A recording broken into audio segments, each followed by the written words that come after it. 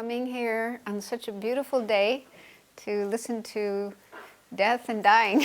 It's a lot of takes a lot of courage.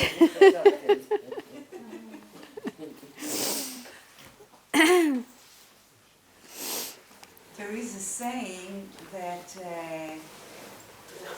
thinking about death is the most profound thought, right?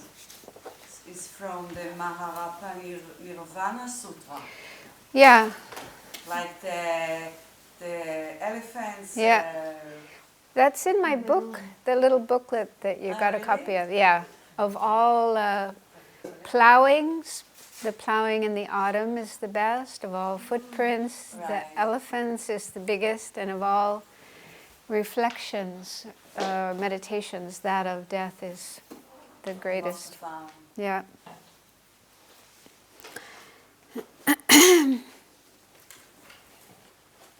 So do you want to start with the Heart Sutra?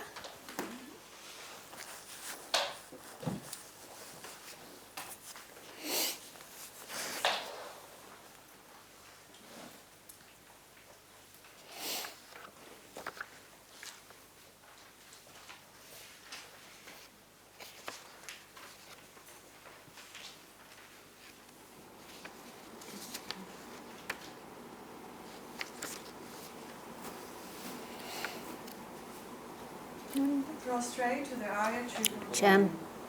Thus did I hear at one time. The Bhagavan was dwelling on Masavelcher's mountain in Rajagriha, together with a great community of monks and a great community of bodhisattvas. At the time the Bhagavan was absorbed in the concentration on the categories of phenomena called profound perception. Also at that time, the Bodhisattva Mahasattva Arya Avalokiteshvara looked upon the very practice of the profound perfection of wisdom and beheld those five aggregates also as empty of inherent nature. Then, through the power of Buddha, the Venerable Shariputra said this to the Bodhisattva Mahasattva Arya Avalokiteshvara: how should any son of the lineage train who wishes to practice the activity of the profound perfection of wisdom? He said that, and the Bodhisattva Mahasattva Arya Avalokiteshvara said this to the Venerable Sharadvatiputra: would any son of the lineage or daughter of the lineage who wishes to practice the activity of the profound perfection of wisdom should look upon it like this, correctly and repeatedly beholding those five aggregates also as empty of inherent nature. Form is empty, emptiness is form. Emptiness is not other than form. Form also not other than emptiness. In the same way, feeling, discrimination, compositional factors, and consciousness are empty. Shariputra, likewise, all phenomena are emptiness, without characteristic, unproduced, unceased, stainless, not without stain, not deficient, not fulfilled. In emptiness, there is no form, no feeling, no discrimination,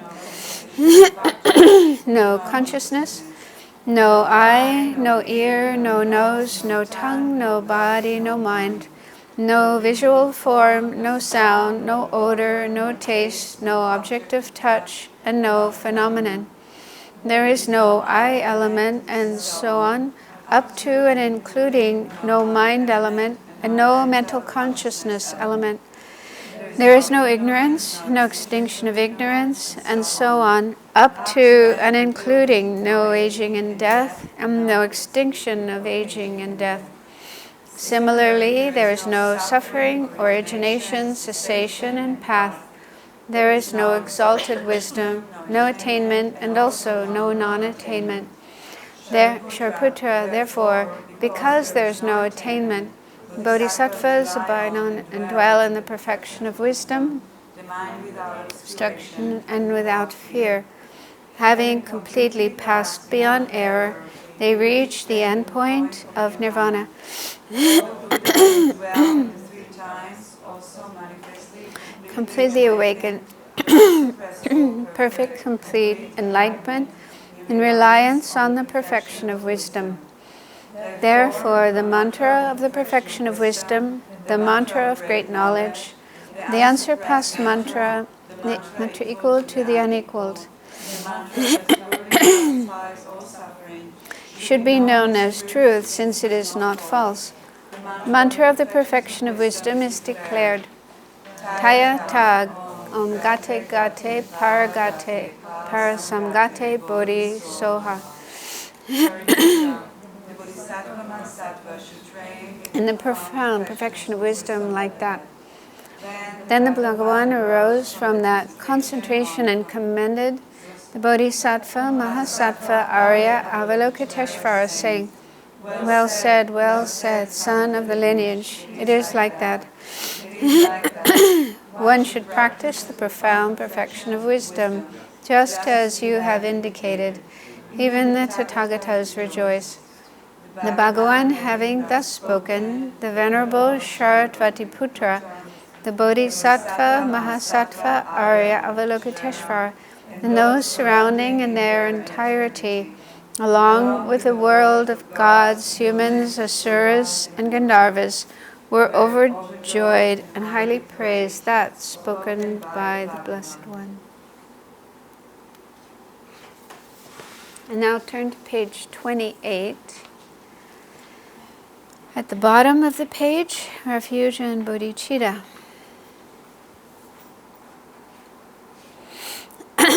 I go for refuge until I am enlightened, to the Buddha, the Dharma, and the Supreme Assembly. By the merits I create through listening to the Dharma, may I become a Buddha in order to benefit all sentient beings. I go for refuge until I am enlightened, to the Buddha, the Dharma, and the Supreme Assembly. By the merits I create through listening to the Dharma, may I become a Buddha in order to benefit all sentient beings. I go for refuge until I am enlightened, to the Buddha, the Dharma, and the Supreme Assembly. By the merits I create through listening to the Dharma, may I become a Buddha in order to benefit all sentient beings. So let's take a few minutes to meditate and do our best to have this attitude of bodhicitta in our mind as our motivation for being here and participating in this course today. So make sure you're sitting comfortably. Try to keep your back straight, but let the other parts of your body be relaxed, as free of tension as possible.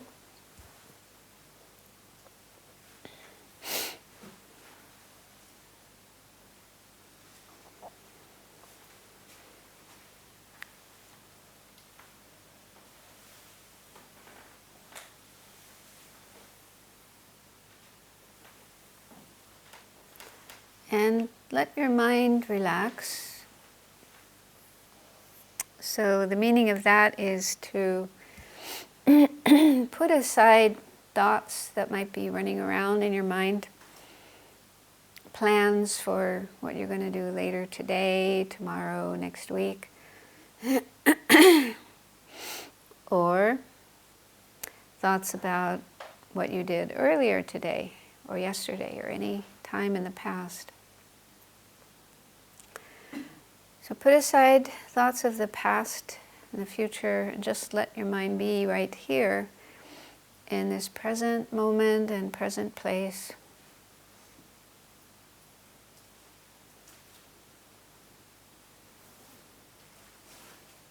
Being aware of the breath coming in and going out is a helpful way of settling down in the present, because our breath is happening in the present.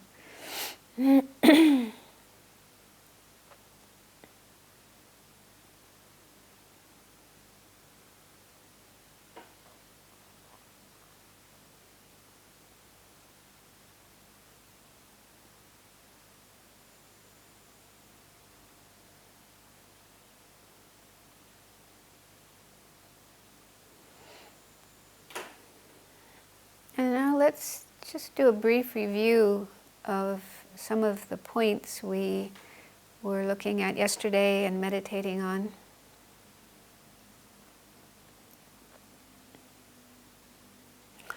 So it's definite that we are going to die. There's nobody who's ever been born who managed to avoid dying. Everybody has to experience death in their life. We're all mortal. Nobody's immortal. So death is definitely going to happen to us one of these days.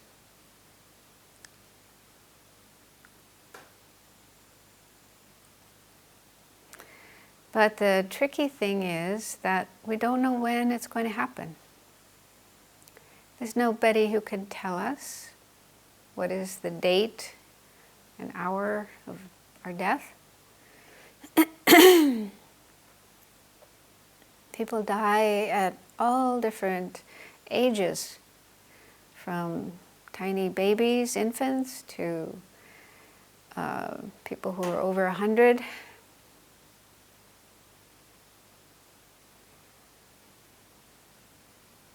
And there's many different ways that death happens. Illness, accidents, natural disasters.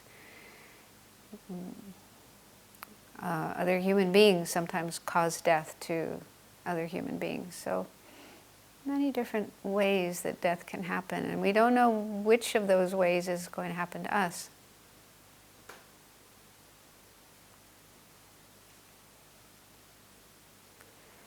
So this leaves us in a situation of great uncertainty. How much longer do we have to live? When is death going to happen to us?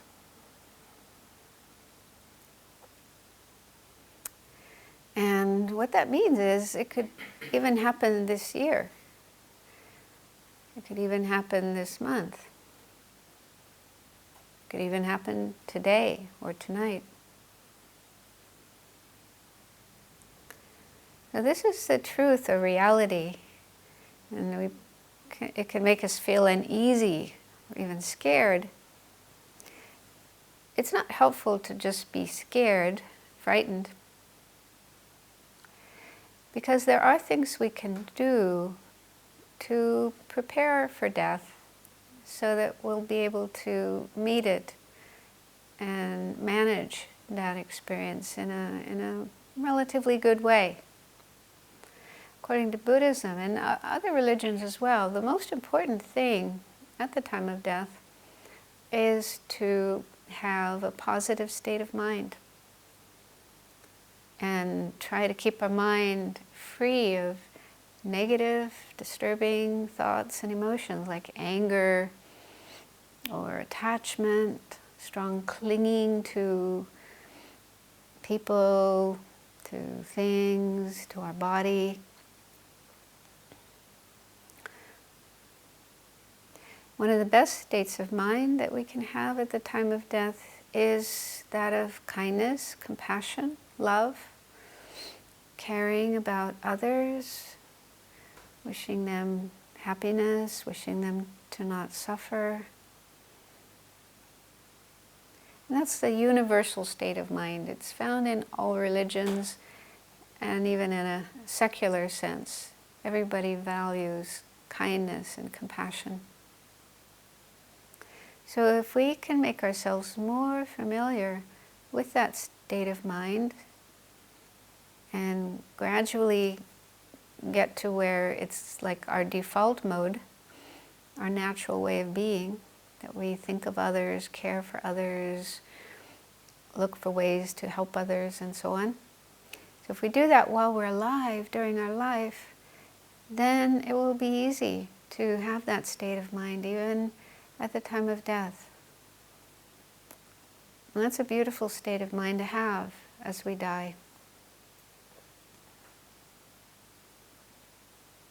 So see if you can understand that. See if you can agree with that being able to die with kindness and compassion and concern for others is much better than dying with fear and anger and attachment and sadness and self-centeredness.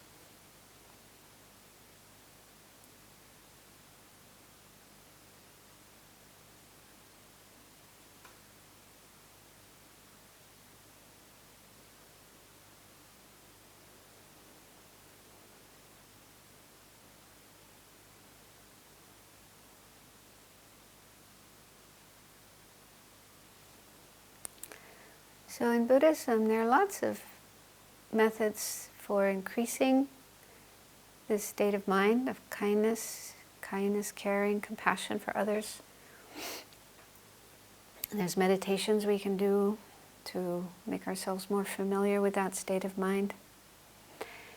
But also this practice of generating a positive motivation before doing things like what we're doing today. But also we can do it at the beginning of the day, when we wake up in the morning and we're preparing ourselves for the day. It's good to spend a couple of minutes recalling this attitude of altruism, kindness, compassion, and feel a strong wish that whatever we do today will be helpful to others as much as possible, and also not harmful. So just saying to ourselves, today whatever I do, may it help others, may it not harm anybody. Really try to make that a sincere wish, a sincere attitude. And on top of that, if we are able to accept the existence of enlightenment, Buddhahood, and feel the wish to reach that state, even though it may be a long way off, but we can still start going in that direction. So we can add that as well. We can also feel the wish that whatever we do today will be a cause of enlightenment, help me get closer to enlightenment, so that I can help all other living beings in the best way possible. So if that feels comfortable, just take a few moments now to generate that state of mind as your reason, your motivation for being here.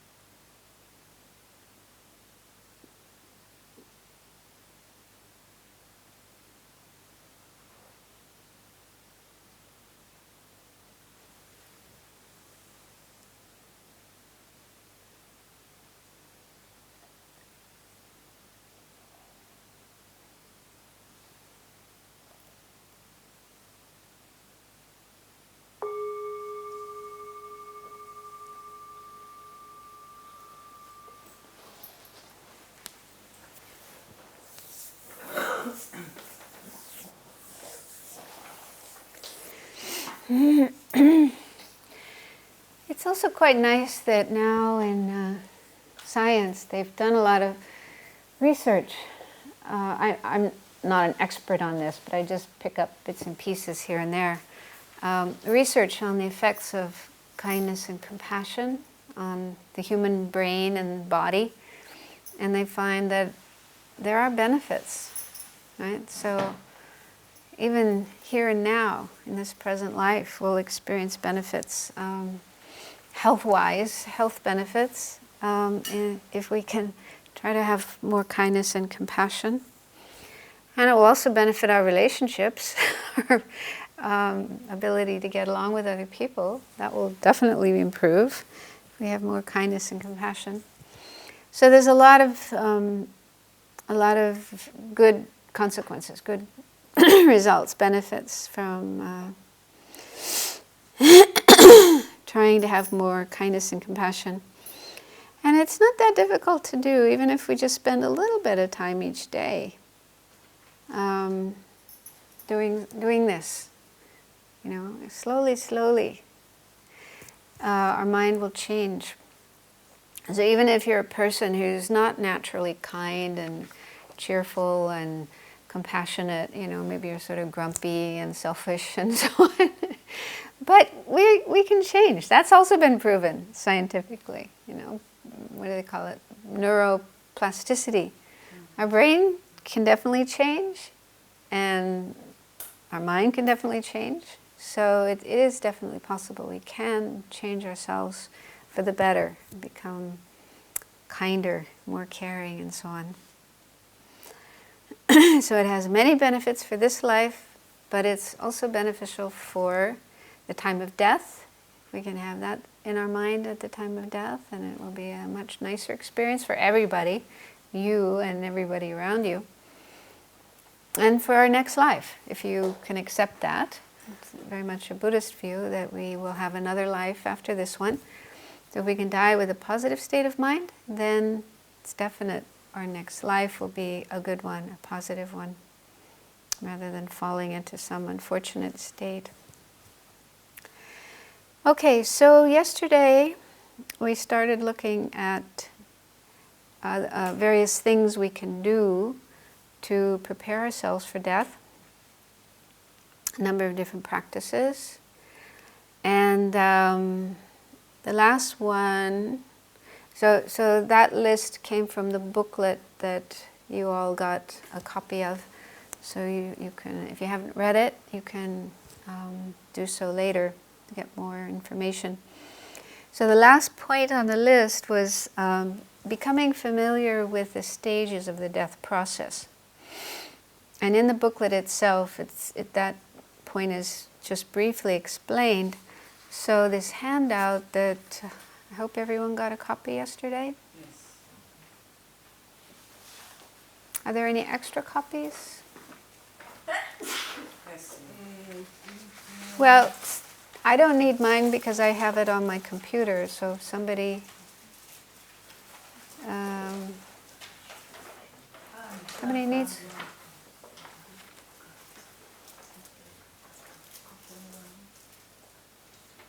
So everyone has a copy now? You can take this one. Because I have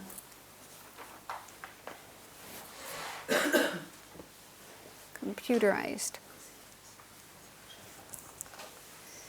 So this explanation is only found in the Tibetan tradition, as far as I know, the 8 stages of the death process.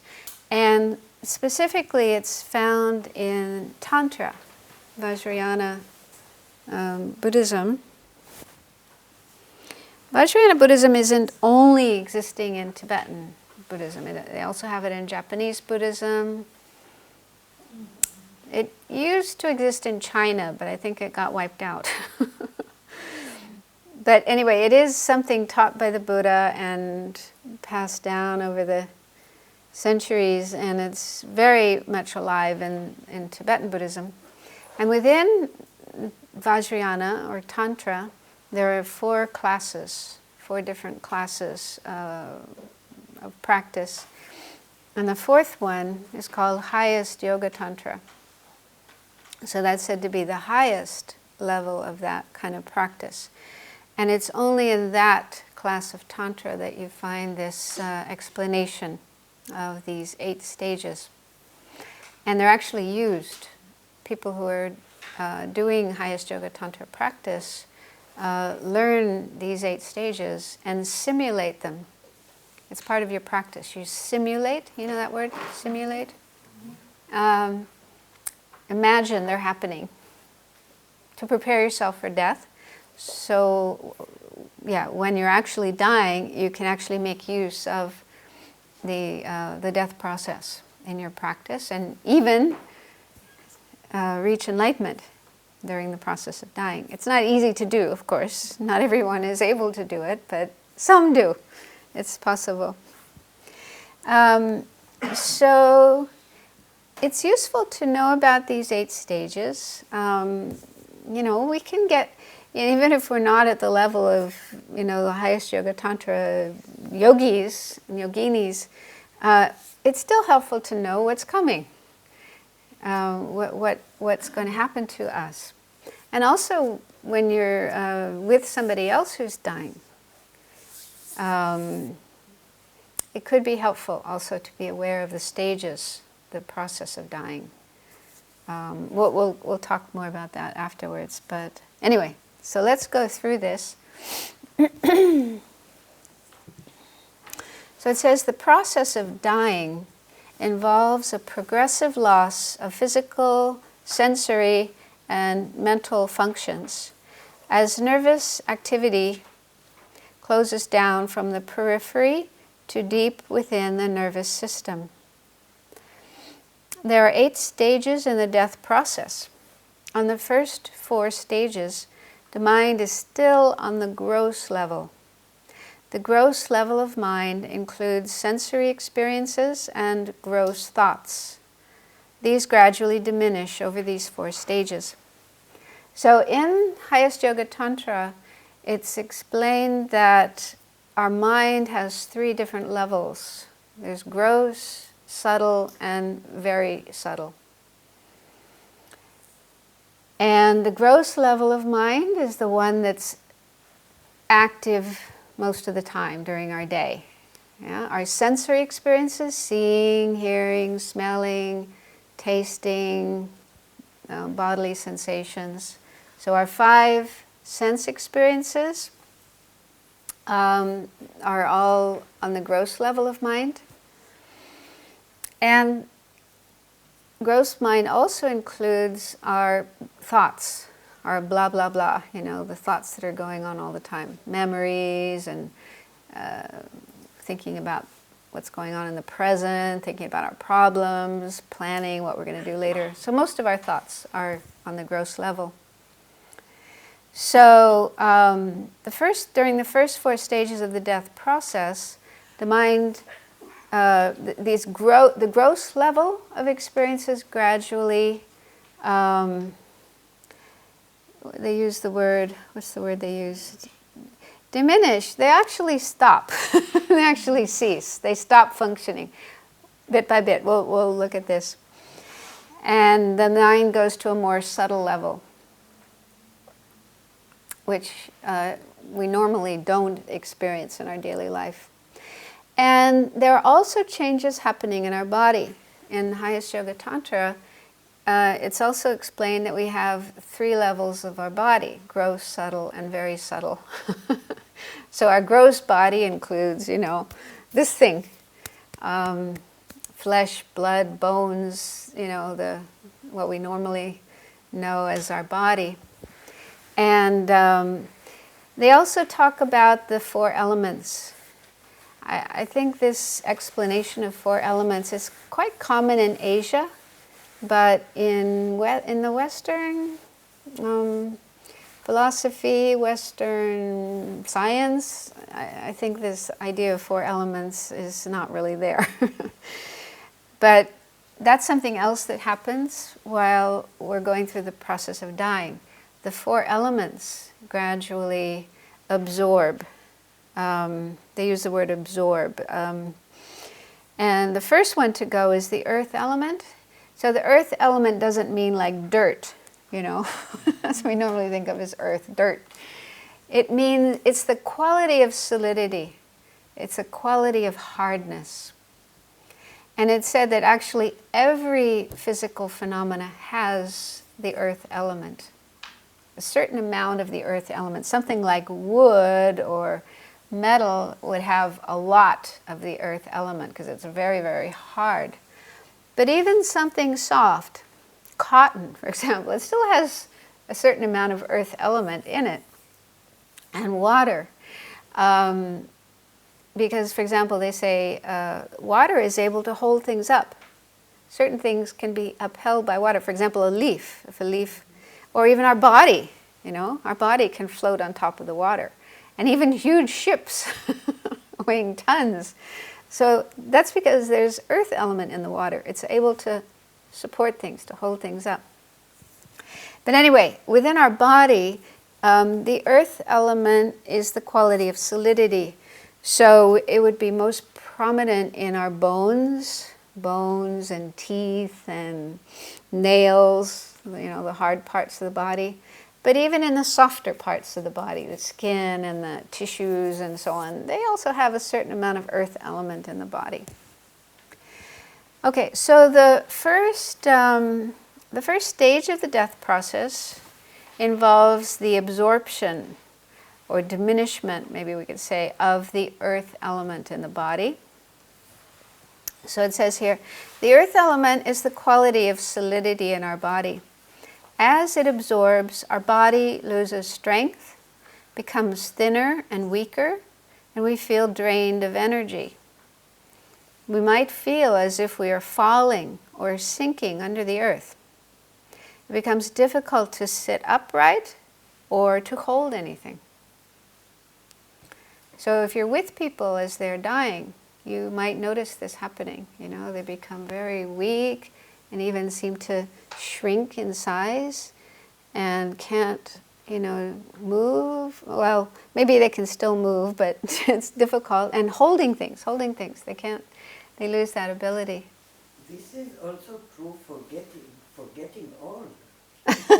Yeah. Exactly what I was thinking. So you're talking about a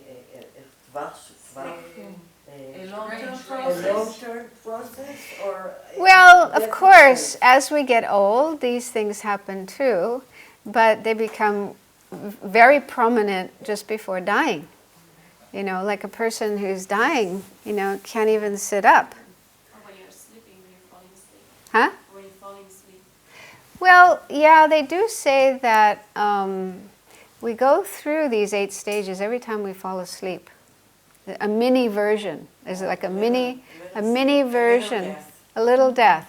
Yeah, whenever we fall asleep, yeah.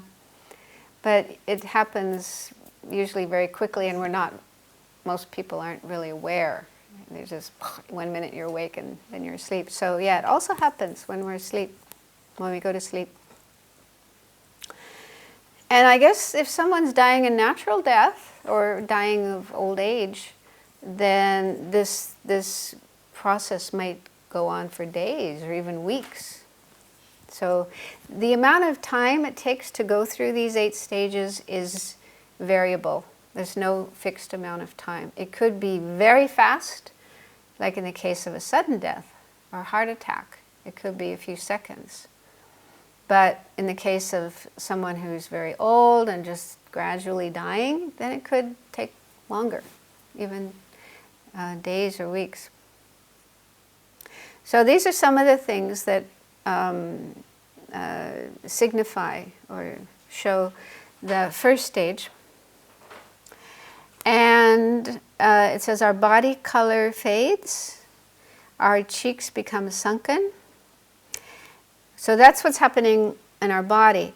And then with regard to the senses, at this level, the first of our 5 senses to go is the eye, the visual sense, being unable to see. So it says our eyesight becomes unclear, and it becomes difficult to open and close the eyes. There was many years ago in Ireland, some members of the IRA, what does that stand for? The Irish Republican Army. They were fighting against the British. And there were some who were in prison, and they went on a hunger strike. They had certain demands that they were asking, and they said, we're not going to eat until we get our demands met.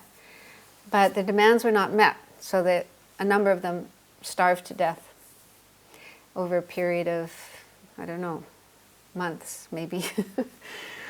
And I read an article about what they actually went through as they were dying. This is a very slow death, starvation.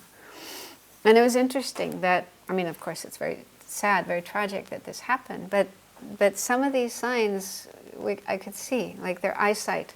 They lost their ability to see.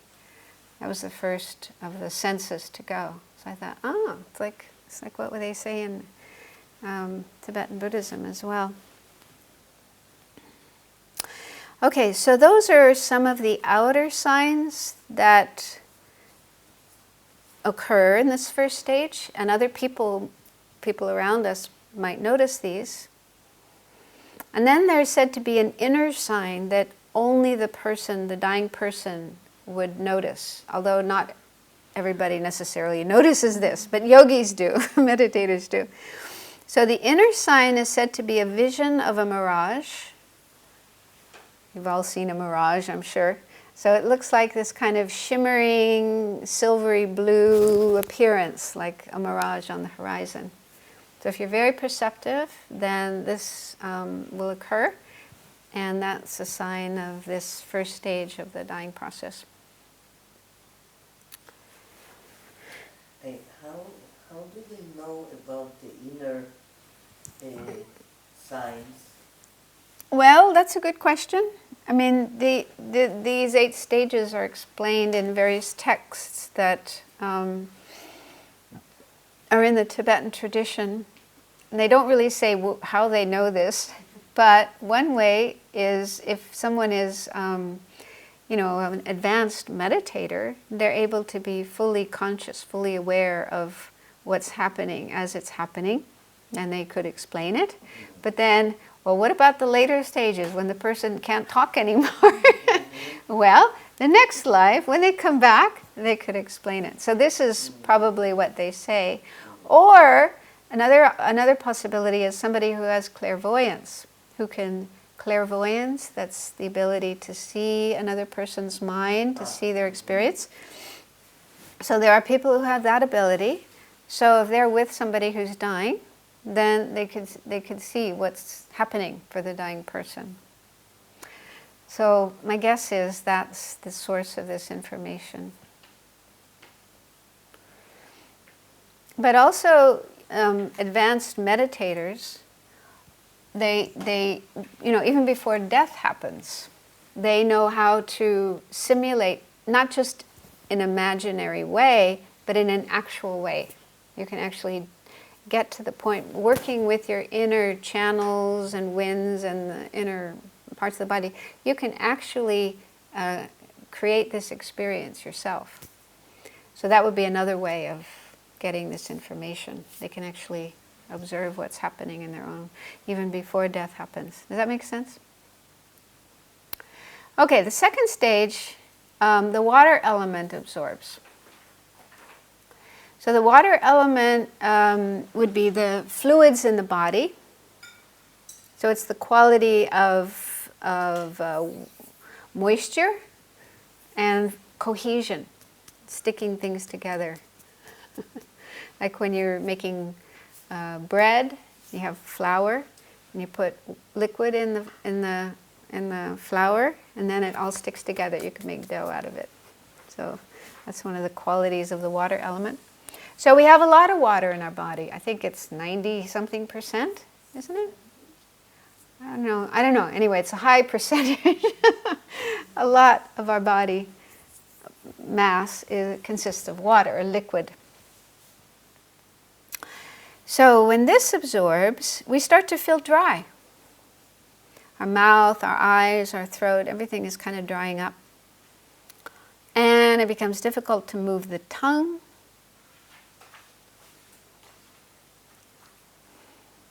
Another thing that happens on this stage, feelings of pleasure and displeasure in the body diminish. We start to become numb, physically numb, not really noticing strong feelings of pleasure or displeasure.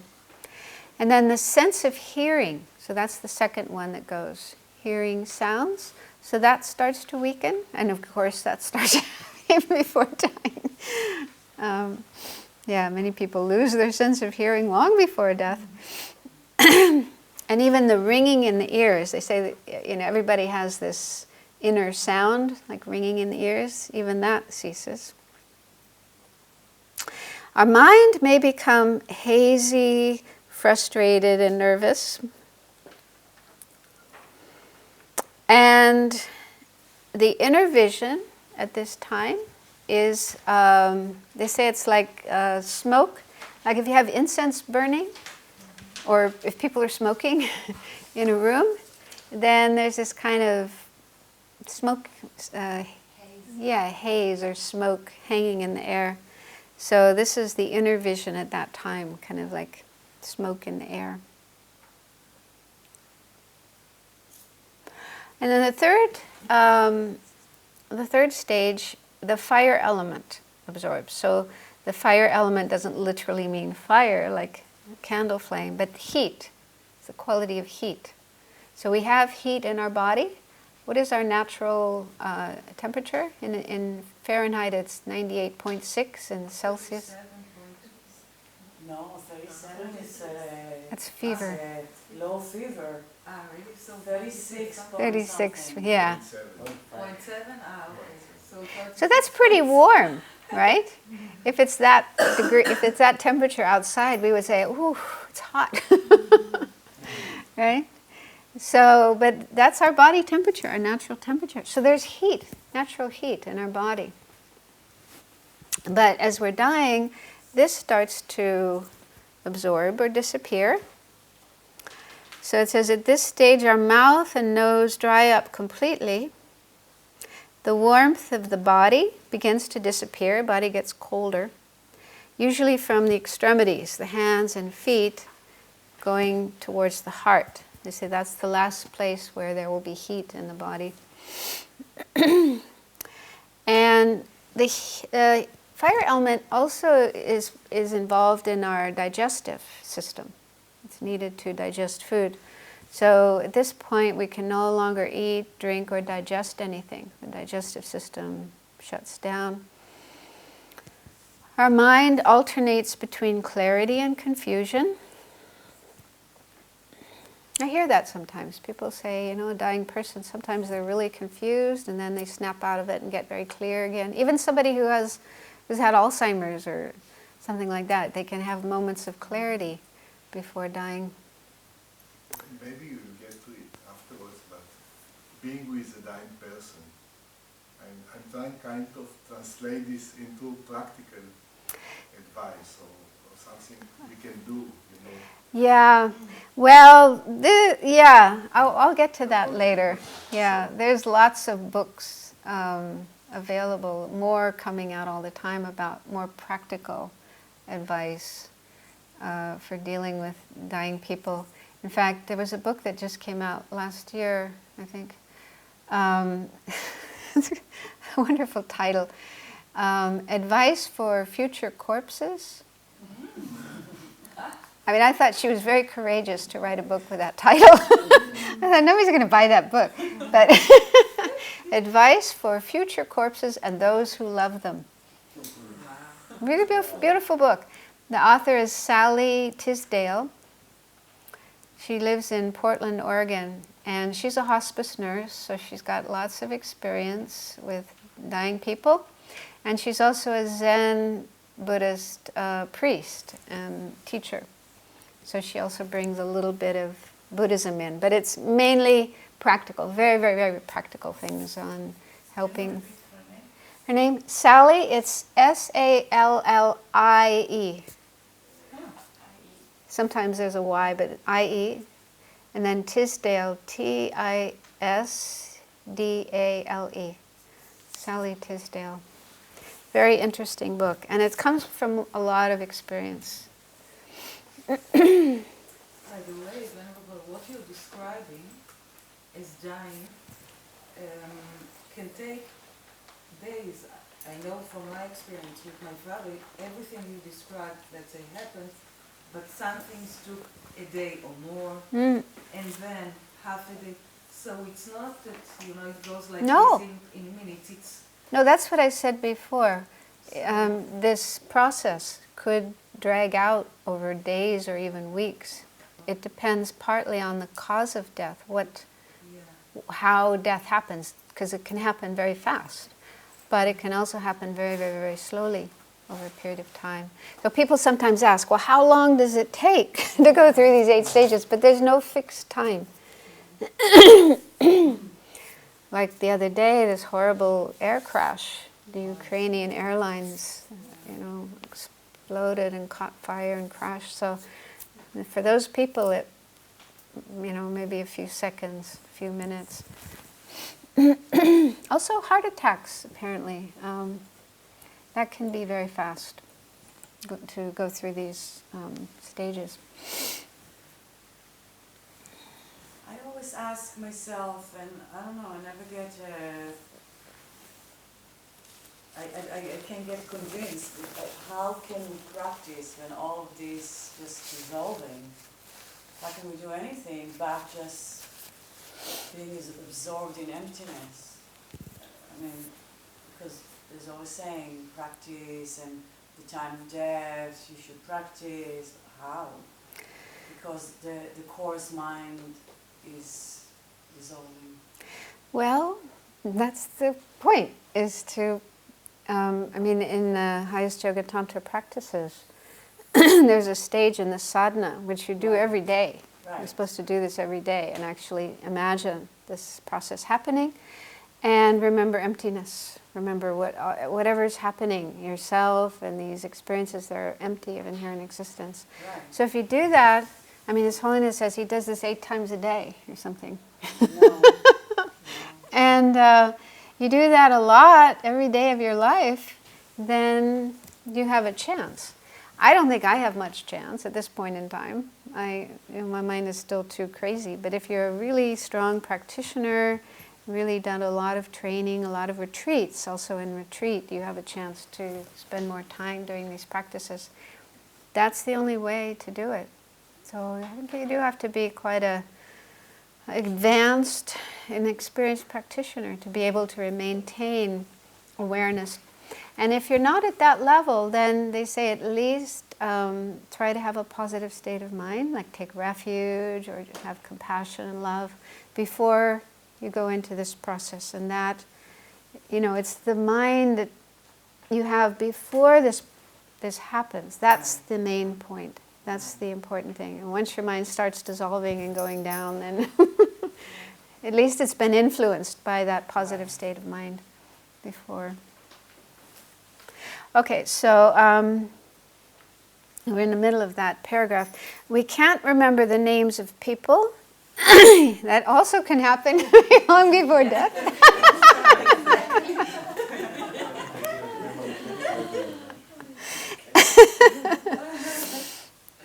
So we can't remember people's names, even family. We may not even recognize them. Who are you? What are you doing in my room? Okay, now the sense of smell, so of the 5 senses, it's the sense of smell that goes at this point. We can no longer smell things. And breathing becomes more difficult. Breathing in becomes very weak. Breathing out becomes stronger and longer. So this is something, again, that can be noticed as a person is dying. The rate of breathing changes. What element are we now? Fire. Fire element. And the inner vision at this stage is, they say it's lights, like sparks flying up from a bonfire, or fireflies. Have you ever seen fireflies? You have fireflies in Israel? Yeah.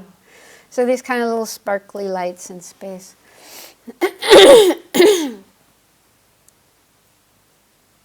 Okay, the next, the air element absorbs.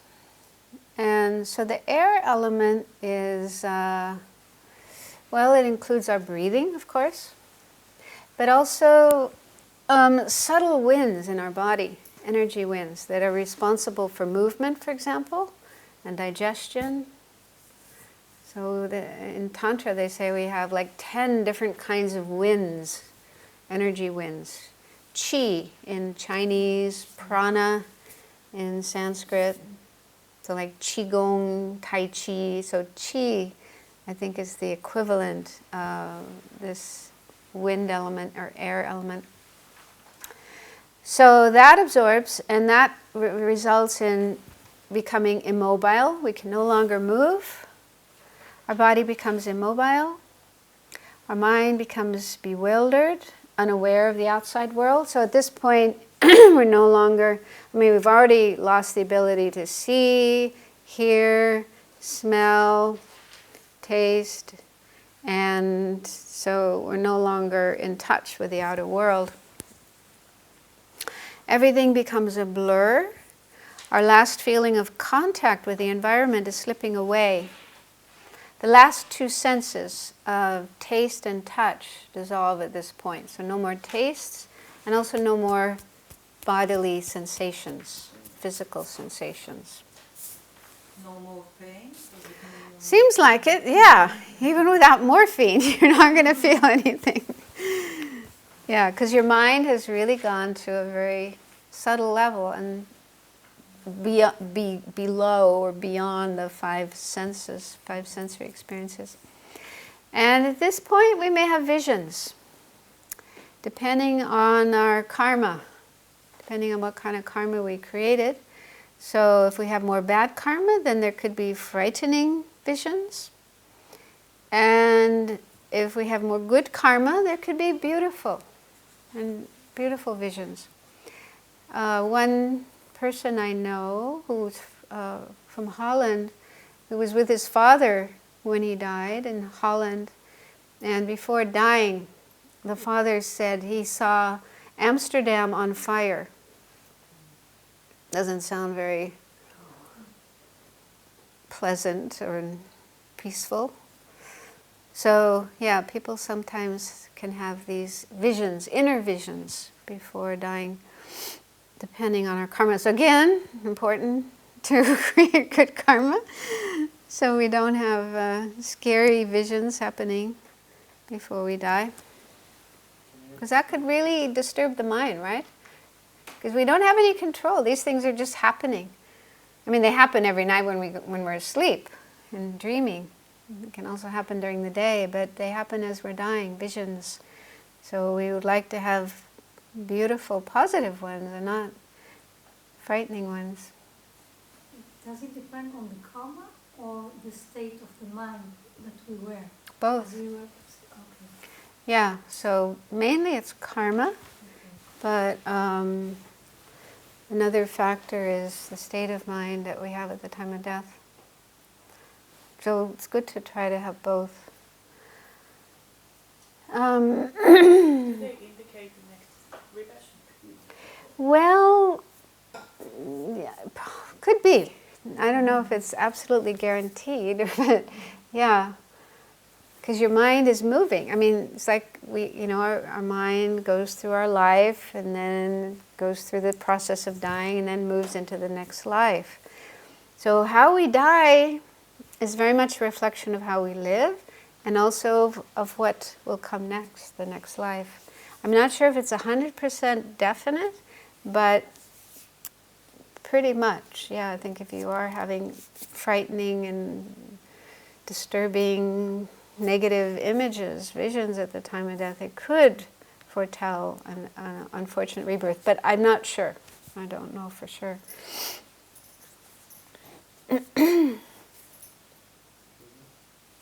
Yeah. I just wanted to ask about the slipping. You said like the feeling of slipping away. They tried to imagine, but they did not know what it means.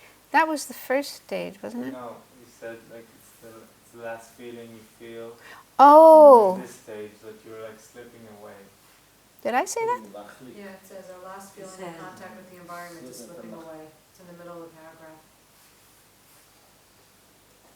Oh yeah, it's in the text. You don't know what that means, slipping away? It means losing it. Maybe not all at once, but gradually, Like know. into the dream, or like into התפוגגות. like when we go to sleep, when we're like slipping away. Yeah, I mean, it's similar. Yeah, losing touch with the outer world. Like you lose control. Is that what you mean here?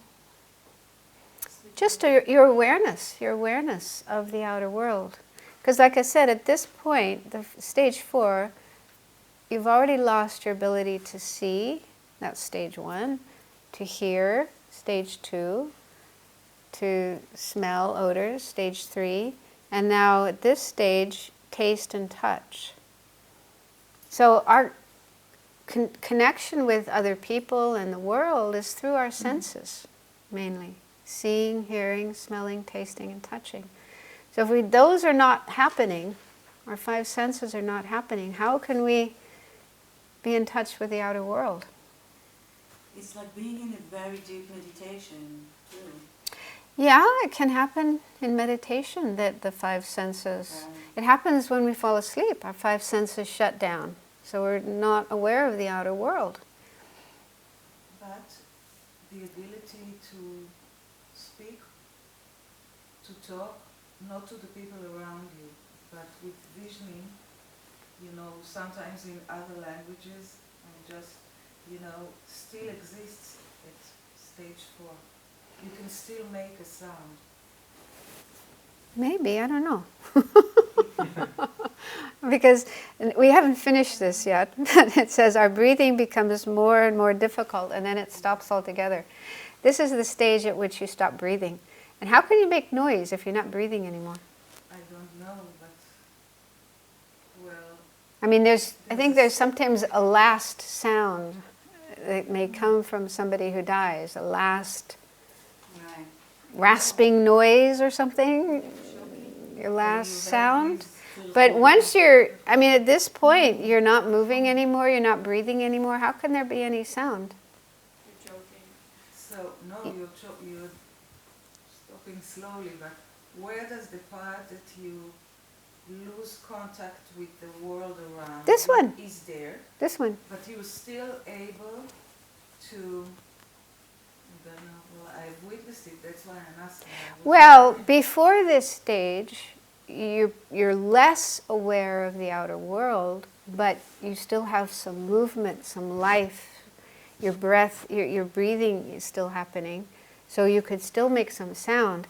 But on this stage, you're not moving anymore, you're not breathing anymore. This is what we normally call dead. Okay, so the doctors, the nurses, the people around would say, oh, they're gone, they've died. That's the usual sign of death. No more breathing, no more movement.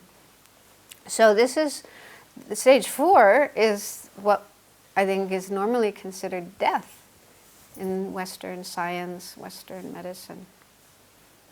Thinking about the visioning and whether it's connected to the light flashing before your eyes kind of thing, and then the frame of mind, like whether the karma or, you can have, as we know,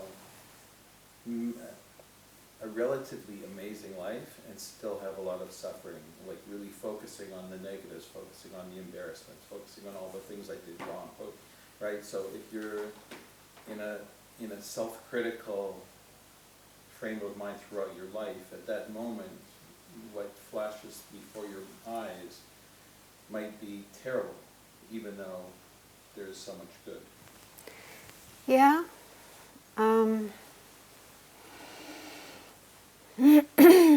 There are people who have near-death experiences. They kind of go, I don't know how far they go in the death process.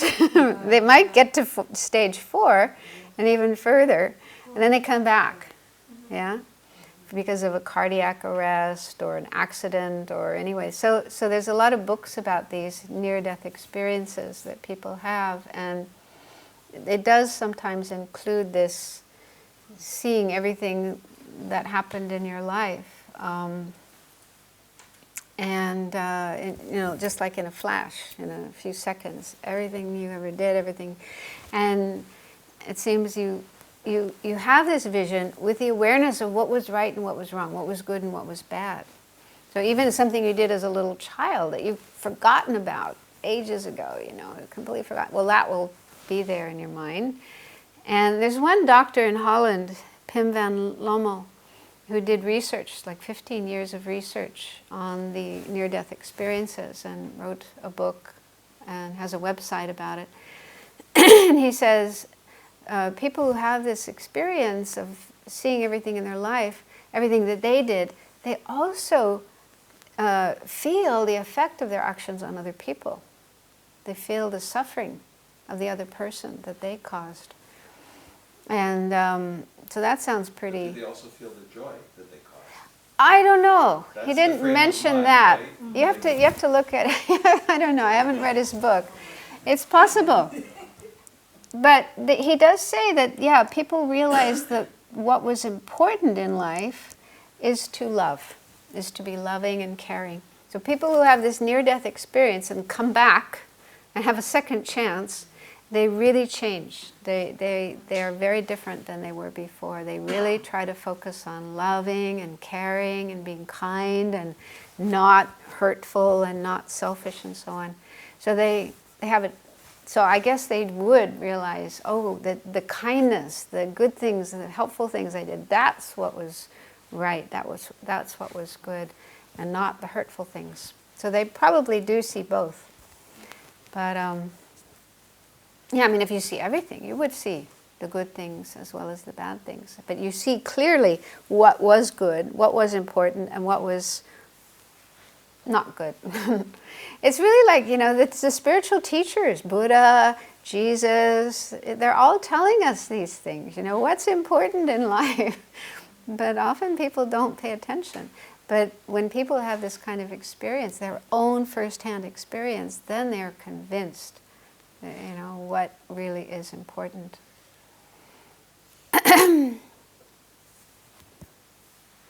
Okay, so then, yeah, your breathing, it says, gets more and more difficult, and then it stops altogether. The last thoughts now cease, so even your thoughts will cease. And we have an inner vision of a dim red-blue light, or the last flickering of a candle flame, which is about to go out. So the inner vision at this time is like, they say like if you have a candle, and it's almost used up all the wax, yeah? So it's kind of the last flame before it goes out. I mean, these are just, I guess, we shouldn't take them too literally, but I guess they're just, those who've had these experiences, these visions, this is how they describe them. They're similar to that. The order of the senses is the same as the Heart Sutra in these 4 stages. Mm-hmm. So you can have Yeah, them and saying the Heart many Sutra to Buddhist, many Buddhist texts, when they talk about the 5 senses, they do it in this order: eye, ear, nose, tongue, body. So.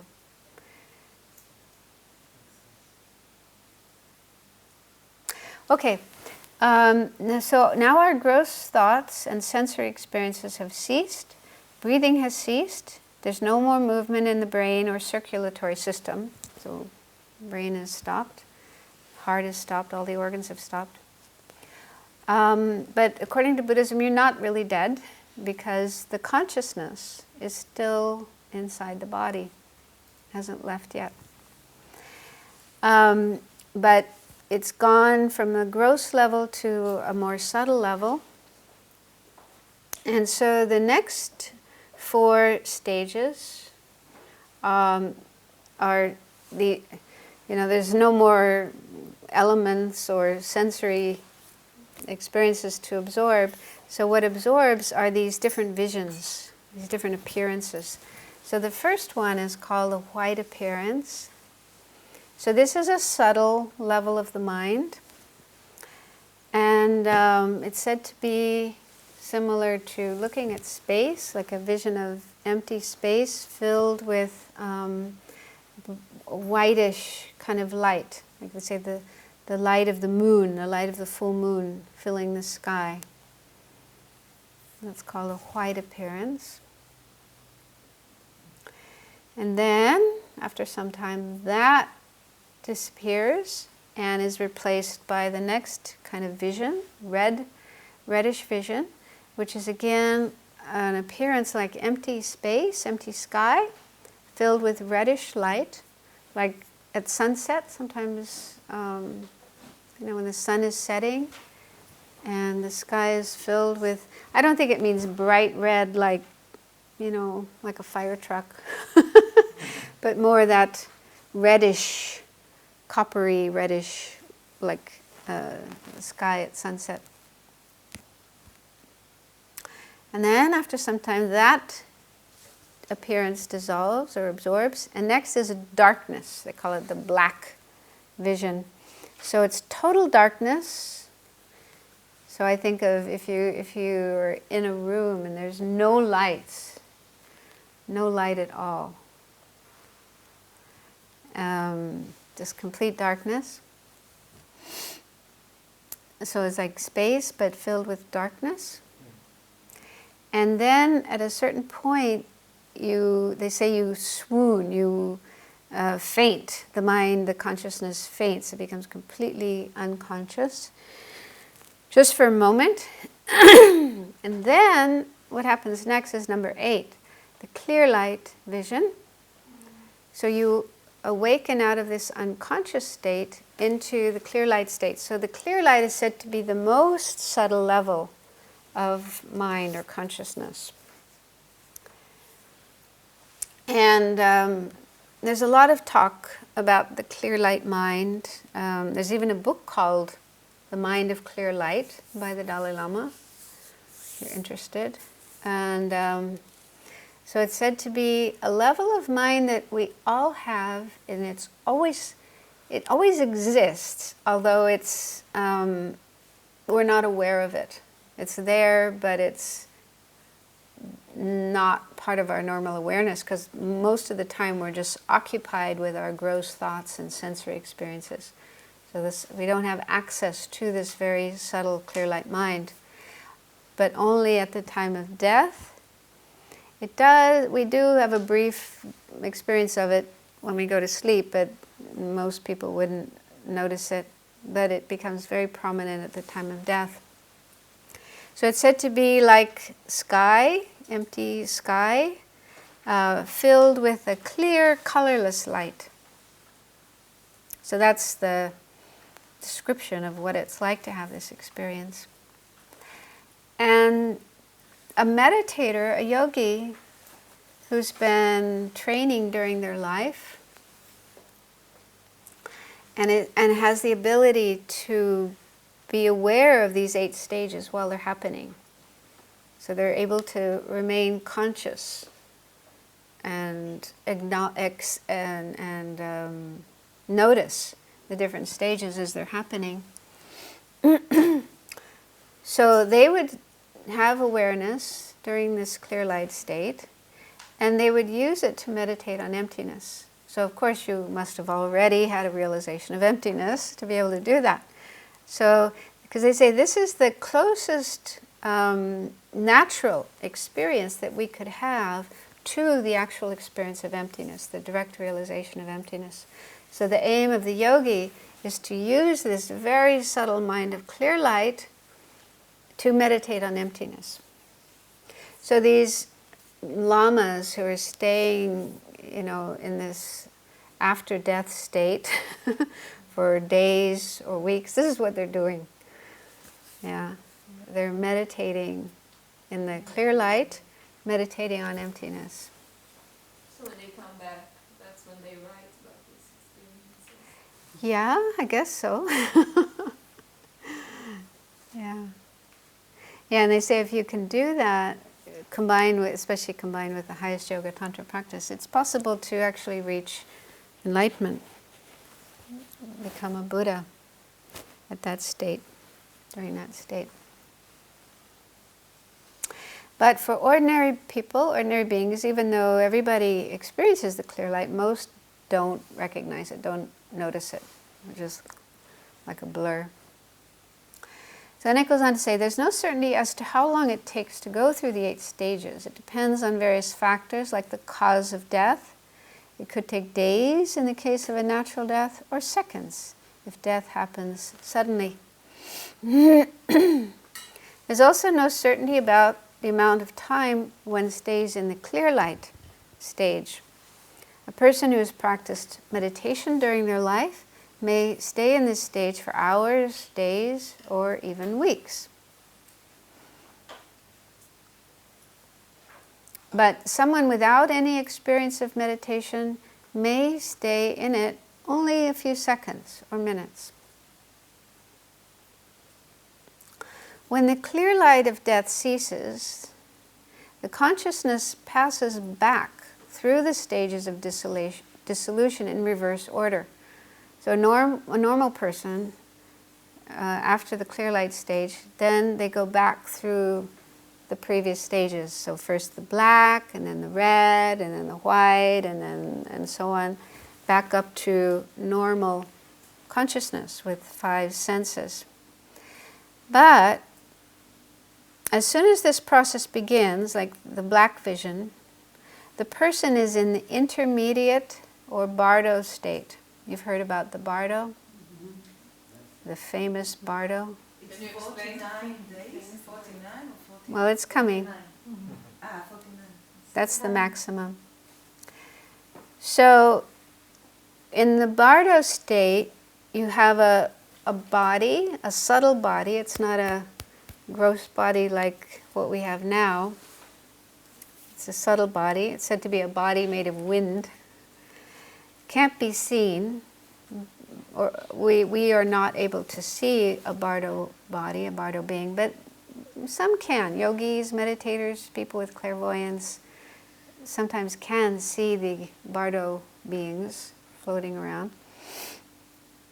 And this subtle body, the bardo body, can travel instantly to any place it thinks of. So if you think of New York City, zip, you're there. You don't have to get on an airplane, wait for hours. As soon as you think of a place, you're there.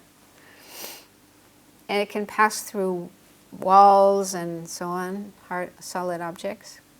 And what's happening is looking for your new rebirth. The bardo being is searching for a place to be born. And the form of the bardo body is that of the next rebirth, not your old body. Okay? So when Sigal is in the bardo, she doesn't look like Sigal, she looks like the next life. If she's going to be a man in her next life, actually it says it's a child of 6 or 7 years old. So if you're going to be a man in your next life, you'll look like a little boy, 6 or 7 years old. That's the form of the bardo. If you're going to be a dog, then it'll be a little puppy. It gets the form of the next life before it found it? Yeah, because it seems that depending on the karma, like the karma, it said that the last state of mind we have before dying is the one that will determine which karma will ripen. We have hundreds, thousands, millions of different karmic seeds in our mind. So which one of these is going to ripen and bring our next life? The state of mind we have at the time of death is the kind of catalyst for ripening our karmic seed. That's why it's so important to try to have a good state of mind. If we're in a good state of mind, one of our good karmic seeds will be ripened. If we're in a negative state of mind, it'll be one of the bad karmic seeds. But you get the form before the seed is ripe? Yeah. No, it ripens before we die. That karma is already ripening and is already sending us in that direction of our next rebirth. I don't know if, maybe, let's say a good karma ripens and we're going to be born as a human being. Okay, so we know we're going to be a human being. And it looks like we already know we're going to be a male or a female. But which one? That's maybe not certain. That's why it says the bardo being is searching for a place to be born. You have to find a place where a man and woman are having sex, because that's the point at which the bardo enters, connects with the fertilized egg. Or maybe it's in a laboratory. Nowadays, you don't need a man and woman having sex. You can be in a laboratory. Yeah, very interesting. But isn't it the strongest act you did in your life that determines the... Yeah, there is this formula, and I can't remember how it goes, But yeah, one is powerful. If there's a very powerful, good or negative thing that you've done, the closest too. that's another factor. Yeah. There's actually this one analogy about cows in a barn. Right. There's a bunch of cows in the barn, and then the doors are open. Which cow goes out first? So I think it's like if there's the biggest one, the biggest, strongest one, will go first. But if there's not one that's bigger and stronger than the others, then it'll be the one that's closest to the door, or one that's habitually a leader, that takes the lead. So I can't remember how it goes, I always forget it, but something like that. It's because Determining. Yael told us this exact thing, the previous lesson about Shantideva. Sorry, what? Yael told us this exact thing Okay. in the previous lesson Of course. about Shantideva. Okay, so she meant. 12 links. The 12 links. Yes. Yeah, which karma will be the one that ripens Yes. and sends you to the next life. Yeah, because like they say, for example, if we've committed one of the 5 extreme negative actions, or the 5 heinous crimes, killing your mother, killing your father, killing an arhat, wounding a Buddha, or causing a schism, a division in the Sangha. If you've done one of those actions, and you haven't done anything to purify, definite next life, worst place. So that would be a very powerful negative action. On the other hand, if we've done something really powerful on the virtuous side, with great devotion to our teacher, making big offerings, or offering service, or whatever, that would be a very powerful virtuous action. Yeah. Okay, then it says, a lifetime in the intermediate state. So how long are we in the intermediate state? So it can last from a moment, it could be instant, just a moment, and then you're in your next life. Or the lifespan of a bardo being is 7 days. So the bardo being only lasts 7 days.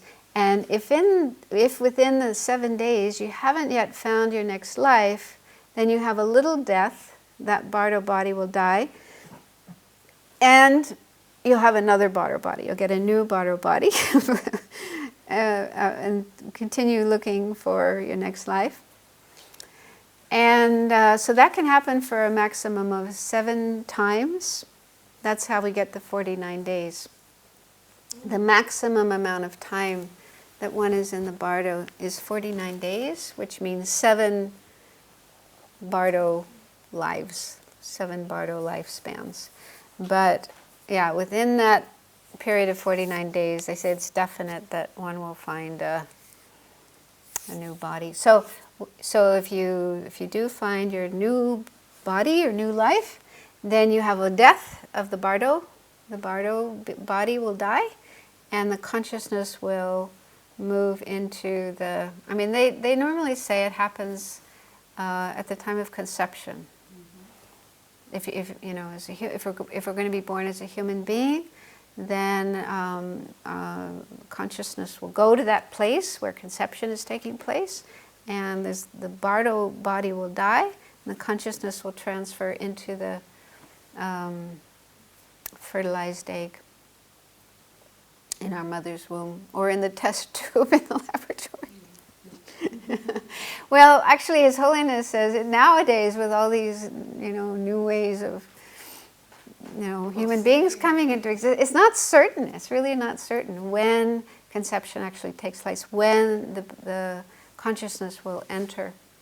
Because if it enters at the time of conception, and that's taking place in the laboratory, sometimes those eggs are frozen for long periods of time. So does that mean there's actually a sentient being there who's being put in the freezer? He says it's not definite, it's not certain. So it may not be that case that the consciousness enters at the time of conception. That would be terrible. And also sometimes the fertilized eggs are thrown away if there are too many of them. I don't know, do they do that? Yeah. Yeah, sometimes they do. But are they frozen fertilized? I thought they're frozen pre. Some are frozen. I don't know, I Yeah, haven't there are a looked into couple it. of ways.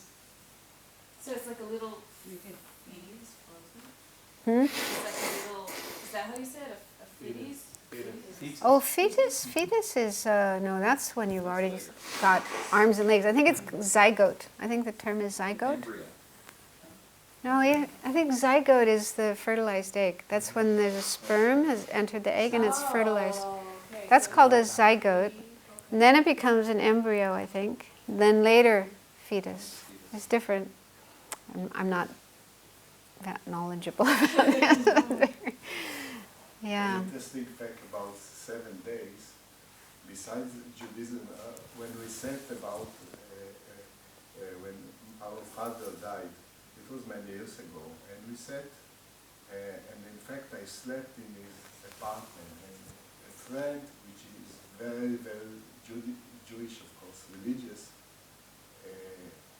when he heard about it, he told me it's very important because by the Kabbalah, the Jewish Kabbalah, the soul is staying 7 days when exactly he was in his apartment. I don't know if it's Right. true or Yeah. not, I but know. it's an interesting fact that Yeah, because there's a Shiva, Yes. sitting Yeah. Shiva, Yes, Shiva, 7 but- days. But he told me especially about the soul, which Yeah. is staying 7 days in his home. So the person's soul will Yeah, will stay there around, for yeah. 7 days. I don't know, of course, Hmm. what is true or nothing. Well, you know, Just there's lots of stories all over the world of people seeing the spirit or ghost of somebody who's recently passed away. Yeah? Sometimes people say, they It's saw around. their father. It's around. Huh? It's around. You feel it's around. Yeah. That's why the Bardo, amongst all these descriptions, the Bardo point, for many years now, for me, is the weak spot of the explanation of because unless the time there is not the same as the time, the way we count it here, there are too many gaps that are not explained in the Bardo. That's how I see it. Quantum, science can explain it, but there are not very accurate answers to things that are appearing. You mean like Bardo, someone who's passed away still appearing and so on? etc. Well, because when I was in Singapore, lots of ghost stories. So lamas, when they were asked about this discrepancy, that I saw my father, he died last week, but I saw him, he was around the house. And, but according to this explanation, the father should have been in a different form, the form of his next life, not this one. So what the lamas say, and this may be hard for you to accept, but they say that there are spirits who can impersonate dead people and do impersonate dead people. I don't know why they would do that, if it's to play a joke or maybe to give some comfort. I don't know, it depends on their motivation. But impersonate. So that means, yeah, take the form. They're a spirit. Tibetans believe in lots of different kinds of spirits, and but it's in the Buddhist scriptures as well. There are these unseen beings that, at the time of the Buddha, they would come to his teachings, or they would come and try to bother the meditators sitting in the forest. So they can take different forms. So this is what the lamas say. They say, if, let's say your mother died, but you see her ghost, after 1 month or after 10 years even, they'll say, no, it's not your mother. It's a spirit taking that form of your mother. So that's... Practitioners, Sorry? big lamas and practitioners, Yeah. are not supposed to go to 49 days of Bardo in order to tell us about it in the next life, because they're so far, so they immediately trust, But that, I think you don't have to take it logically. Yeah, Forget logic. exactly. No, there's no logic here. Yeah, when it comes to a High Lama dying, it, of course, it depends on the level of realization of that person. We don't really know, but they don't necessarily go through the bardo like this. So this is more for ordinary beings who are still under the control of karma and afflictions and the 12 links, and this is how rebirth takes place. In bardo, does the karma change? Do we do things the soul that changes? Well, that's a good point, because they say it is possible, and that's why in Buddhist countries, after somebody has died, we do prayers and create merit and dedicate it to the person, because there's still a possibility that a change could happen. So even if they're on their way to an unfortunate rebirth, it's possible to affect that, to change that, and help them have a good rebirth instead.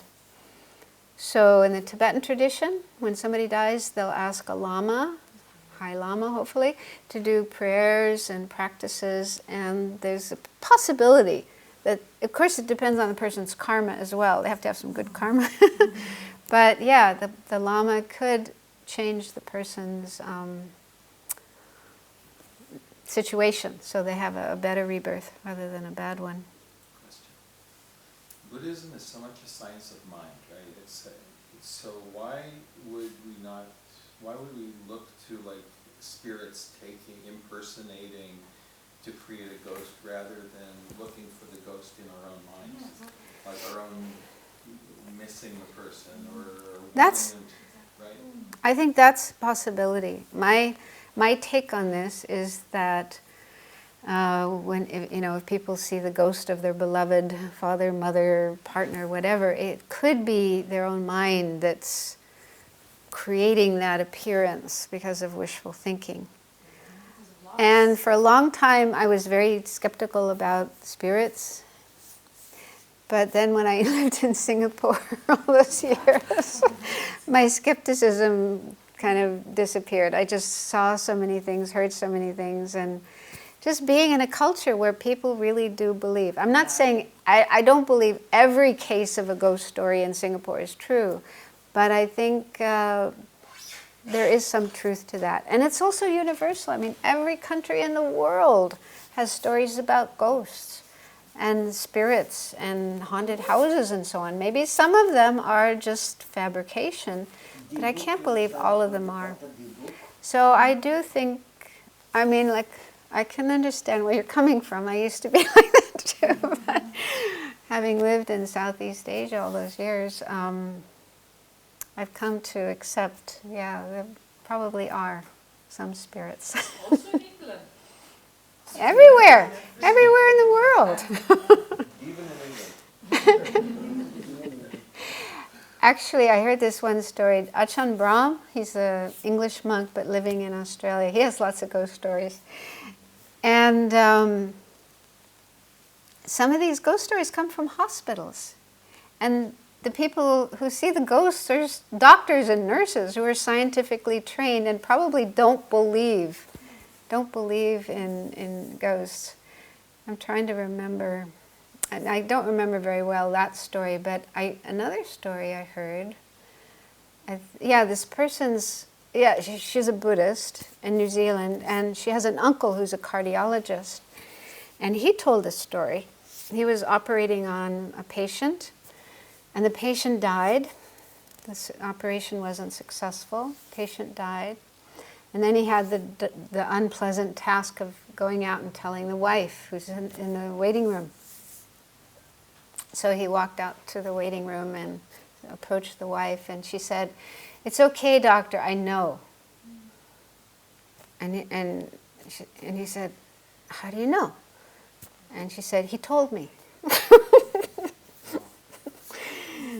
So she saw her husband coming out and saying, whatever, I don't know what word she used, but anyway, she knew without having to be told by the doctor. So he was like, I think there's probably lots of stories like that. People from a scientific background don't believe in ghosts, don't believe in spirits, and yet there are these stories that cannot be explained. I mean, how can you explain that? That was not her imagination. That was not her wishful thinking. And of course she wouldn't wish her husband to die on the operating table, but that's what happened, and he told her. I think there's a thing that is common between Buddhism and Judaism that I think Venerable Yonson told us that after the person died, it's better to say good things about them, not to say bad things about them, no matter where. Also thinking about it, Yes. because they can read the mind. And also after my grandmother died a year ago, I think that one of the prayers that was included in the Shiva was, if we hurt you, then we are all saying sorry, to just pacify the mind of the deceased one so we wouldn't be angry. In the funeral, Yeah, in the after the funeral. ceremony, they Yes, say. yes. Well, they do say that even before the person dies, if you're in the presence of someone who's dying, then it's really important to try to keep the atmosphere calm and peaceful and positive. Don't get into arguments. Don't start talking about how you're going to divide up the money, this kind of thing. Yeah, and really, just only do positive things, say positive things, and even after, because the person's consciousness might still be around and could be affected. Yeah, so much like this in Judaism. Like Is there's it? a speech of the rabbi and the people, the close people to the deceased one, that they always speak about how the person was a good person. They always find a way to praise the person. It's important to pacify everyone around and to remember the good and not to disturb the atmosphere.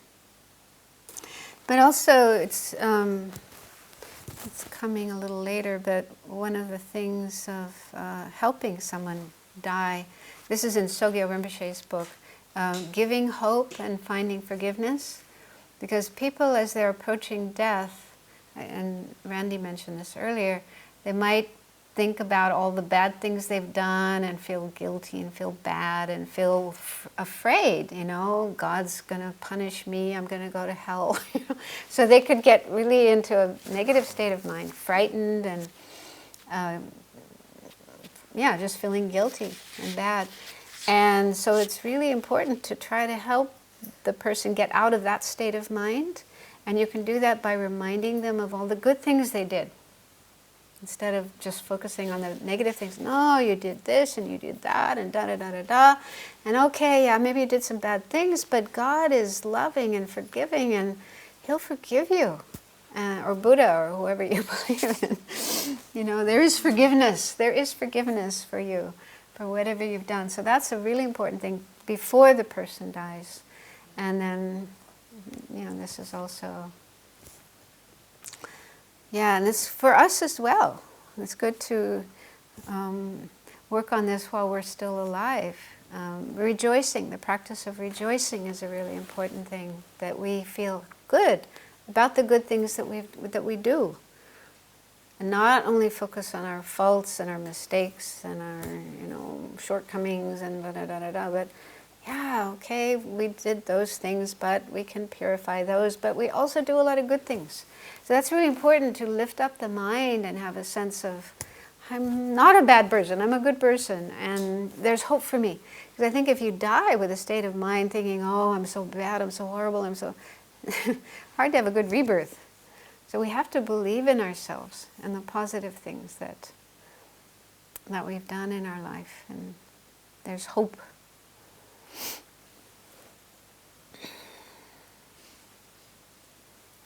Well, I was thinking to do a meditation on this, but maybe we do it after the break. It's nice to just imagine going through these different stages and getting to the clear light, and ooh, that's who I really am, the real me. Yeah, because that's what they say in the tantric tradition, that is the real me. because the clear light mind is the mind that has been existing from beginningless time. And it will continue to exist up to enlightenment. That's our Buddha nature, according to Tantra. Our Buddha nature is a clear light mind. That is what will transform into enlightened mind, Buddha mind, omniscient mind. So it's incredibly precious. So even to just imagine getting in touch with the clear light mind and staying with it. Because all the other things, like our disturbing emotions, our delusions, our ignorance, our karma, that's not who we are. That's just temporary stuff. And it can be cleared away, purified. But the clear light mind is that which will continue all the way up to enlightenment. Doesn't it have the seeds? Hmm? Doesn't it have the seeds to ripen in this clear light, so it's not so clean? Doesn't it have the The seeds? seeds of karma Mm-hmm. inside of it that might ripen, so Yeah, it's not so yeah, the clean? clear light mind, yeah, that's the thing that links one life to another. We die, it's our clear light mind that goes to the next life. So yes, it does contain all the seeds of our good karma and our bad karma and our afflictive emotions and our positive. It does contain all those seeds, all those potentials. But they say that the seeds of bad karma and the seeds of ignorance and our afflictive emotions, they are not permanently embedded in the clear light mind. They're not one nature. Clouds a bit of kind Like dirt, like dirt on a piece of glass. It can be washed away. It's not stuck in there forever. So that's why we have the potential for enlightenment. We have this clear light mind, which contains the potential to be enlightened mind, and the things that prevent the attainment of enlightenment, the karma, delusions, and so on, are not permanent, are not inherent, but can be removed. Yeah, but as long as we're not enlightened, as long as we're still ordinary beings, then we have this kind of dirty, dirty clear light mind moving from life to life, and the seeds of our karma coming up and creating our experiences. So I think we could stop here for lunch and meet again at 1 o'clock.